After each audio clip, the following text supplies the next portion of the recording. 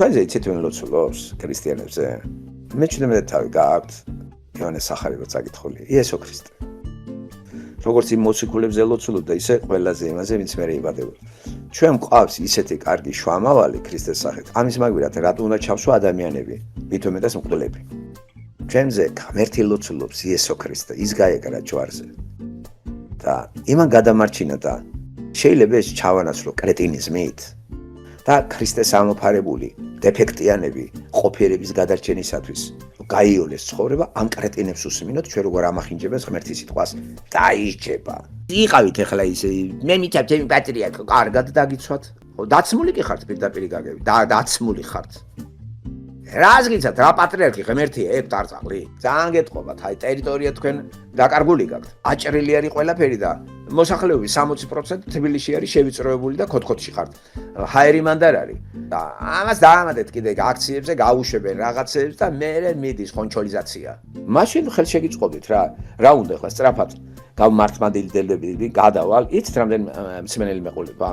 მე ხა მე შენ გეტყვი ინტელექტი არ მიუწყობს ხელს თუ წიგნიერება ისე მოვატყუებ ხალხს იმის დედავატერე იმავე წუთში რომ არა იცი რა მართლმადიდებლობა სწორი ყოფილა რო თქვა მე შევცდი ამდენი ხანი ხალხს და წავიდა ჩემი ინტელექტი მოვახმარო ამის ინტერპრეტაციას იცით რამდენი ხალხი გადმოვა მე ხო ტყავი დამწრება მე ამისთვის ხომ მეკითხება რა თქმა ახლა ხალხი გაკეთდეს რას ლაპარაკობთ ხალხო შენ ღმერთს უნდა იცნოდე გახსოვთ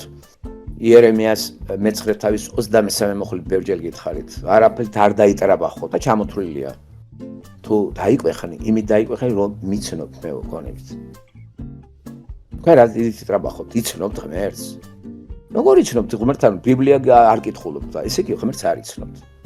მანდიდან გვეცხადება ეგა თქვენ აგერ დეფექტიანს უსმეთ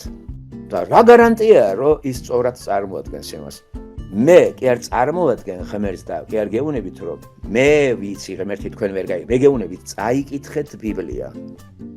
ხედავთ რას გეუბნებით მე გეუბნებით მიგითითებთ იმას მოკიდე ხელი და თან გეუბნები გაიგებთ მაგას